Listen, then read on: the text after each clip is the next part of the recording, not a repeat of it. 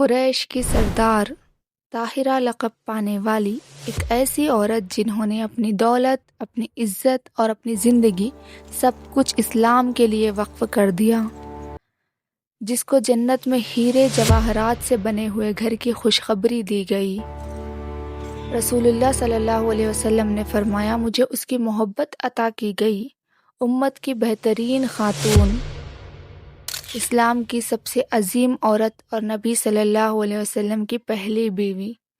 آج ہم بات کریں گے سیدہ خدیجہ بنت خویلد رضی اللہ عنہا کے بارے میں۔ سیدہ خدیجہ بنت خویلد رضی اللہ عنہا یہ جلیل القدر خاتون خاندان قریش کی سردار اور اپنے دور میں خواتین عالم کی سردار تھی۔ اس نے دین کے قائم کرنے کے لیے اپنی جان اور مال کی قربانی دی اور رسول اللہ صلی اللہ علیہ وسلم کے شانہ بشانہ کھڑی رہی۔ اس عالی مقام خاتون نے رسول اللہ صلی اللہ علیہ وسلم اور مسلمانوں کا پورا صبر و تحمل کے ساتھ دیا۔ رسول اللہ صلی اللہ علیہ وسلم نے سیدہ خدیجہ رضی اللہ عنہا کے بارے میں ارشاد فرمایا، اللہ نے مجھے اس کے بدلے میں بہتر بیوی نہ دی۔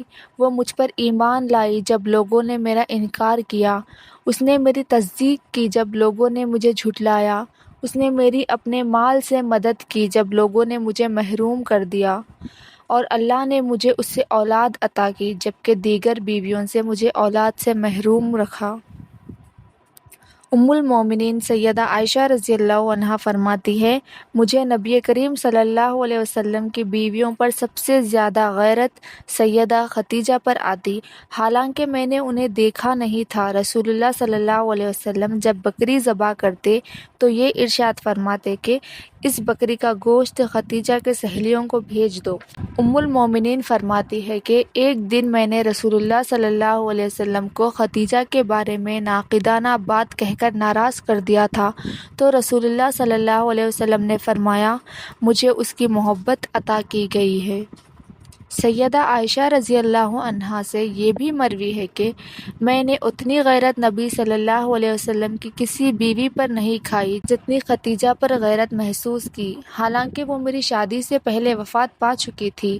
جب میں یہ سنتی نبی صلی اللہ علیہ وسلم ان کا تذکرہ کر رہے ہیں اور سنتی کہ اللہ تعالیٰ نے انہیں حکم دیا کہ خدیجہ کو جنت میں ہیرے جواہرات سے سجے عالی شان محل کی خوشخبری دے دو، اور جب نبی صلی اللہ علیہ وسلم ان کے نام پر بکری ذبح کرتے تو صرف بیویوں پر ہی اسے تقسیم نہ کرتے، تو مجھے یہ دیکھ کر غیرت محسوس ہونے لگتی اور میری طبیعت میں غصہ آ جاتا۔ سیدہ عائشہ رضی اللہ عنہا جب نبی کریم کثرت سے خدیجہ رضی اللہ عنہا کا تذکرہ فرماتے تو کہتی، گویا خدیجہ کے علاوہ دنیا میں کوئی اور خاتون ہے ہی نہیں۔ یہ بات سن کر رسول اللہ صلی اللہ علیہ وسلم فرماتے، وہ ایسی تھی اور اس سے مجھے اولاد میسر آئی تھی۔ رسول اللہ صلی اللہ علیہ وسلم کا سیدہ خدیجہ رضی اللہ عنہا کے بارے میں یہ ارشاد فرمانا کہ وہ ایسی تھی، اس کا مطلب یہ ہے کہ وہ بڑی عالم، فاضل اور دانشور خاتون تھی۔ سیدہ خدیجہ کی وفاداری، حکمت و دانائی، بردباری اور دانش مندی کا سب سے پہلا اظہار اس وقت ہوا جب رسول اللہ صلی اللہ علیہ وسلم پر پہلی وحی اتری۔ اس کی کچھ تفصیل کچھ اس طرح ہے۔ سیدہ عائشہ رضی اللہ عنہا بیان کرتی ہے، رسول اللہ صلی اللہ علیہ وسلم پر وحی نازل ہونے سے پہلے آپ کے نیند میں سچے خواب آیا کرتے تھے۔ آپ رات کو خواب دیکھتے، صبح ہوتی تو خواب کی تعبیر سامنے آ جاتی، پھر آپ صلی اللہ علیہ وسلم کا دل پسند مشغلہ یہ ہو گیا کہ آپ صلی اللہ علیہ وسلم عبادت کے لیے غار حرا میں چلے جاتے اور کئی راتیں وہاں تنہائی میں عبادت میں مصروف رہتے۔ جب کھانے پینے کا سامان ختم ہو جا تو آپ مزید سامان لینے کے لیے سیدہ خدیجہ کے پاس آ جاتے۔ ایک روز غار حرا میں سیدنا جبرائیل علیہ السلام وحی لے کر نازل ہوئے۔ وحی نازل ہونے کے بعد رسول اللہ صلی اللہ علیہ وسلم سیدہ خدیجہ کے پاس آئے اور آپ نے 2 مرتبہ فرمایا، مجھے اوڑھنے کے لیے کمبل دو، یہاں تک کہ آپ صلی اللہ علیہ وسلم کا خوف جاتا رہا۔ یہ صورتحال رسول اللہ صلی اللہ علیہ وسلم نے سیدہ خدیجہ سے فرمایا مجھے کیا ہو گیا ہے، اور اس کے بعد آپ کے ساتھ پیش آنے والا واقعہ بتایا اور فرمایا مجھے اپنی جان کا خطرہ محسوس ہو رہا ہے۔ سیدہ خدیجہ رضی اللہ عنہا سن کر کہنے لگی میرے سرتاج، خطرے کی کوئی بات نہیں، اللہ کی قسم آپ کو اللہ کبھی رسوا نہیں کرے گا۔ آپ صلہ رحمی کرتے ہیں، سچ بولتے ہیں، دوسروں کا بوجھ اٹھاتے ہیں، بے کسوں کے لیے کماتے ہیں، مہمان نوازی کرتے ہیں اور حق کی راہ میں پیش آنے والے مشکلات میں آپ کی مدد کرتے ہیں۔ سیدنا علی رضی اللہ عنہ کی روایت ہے کہ نبی صلی اللہ علیہ وسلم نے ارشاد فرمایا امت کی بہترین خاتون مریم بنت عمران ہے اور امت کی بہترین عورت خدیجہ بنت خویلد ہے۔ علامہ مناوی رحمہ اللہ حدیث کی شرح کہتے ہیں یہ ایک عالیشان محل ہوگا جس میں ہیرے جواہرات کا جڑاؤ کیا گیا، اور اللہ تعالیٰ نے یہ محل خدیجہ رضی اللہ عنہا کے لیے بطور خاص تیار کیا ہے۔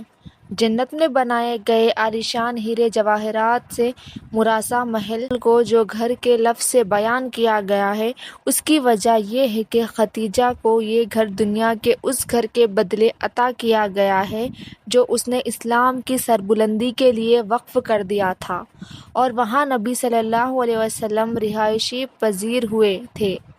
اس گھر میں کئی مرتبہ جبرائیل علیہ السلام آسمان سے وحی لے کر نازل ہوئے۔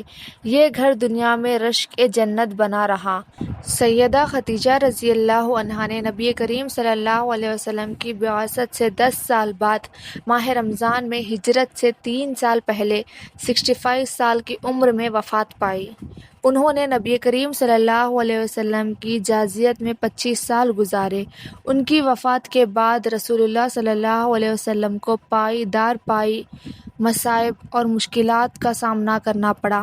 مشرکین نے آپ کی طرف لالچائی نظروں سے دیکھا، اور خاص طور پر جب آپ کے ہمدرد چاچا ابو طالب نے وفات پائی تو مشرکین کے حوصلے اور زیادہ بلند ہو گئے۔ قریش نے رسول اللہ صلی اللہ علیہ وسلم کو طرح طرح کے تکلیف دینا شروع کیے، جس کی وجہ سے رسول اللہ بہت زیادہ غمگین رہنے لگے۔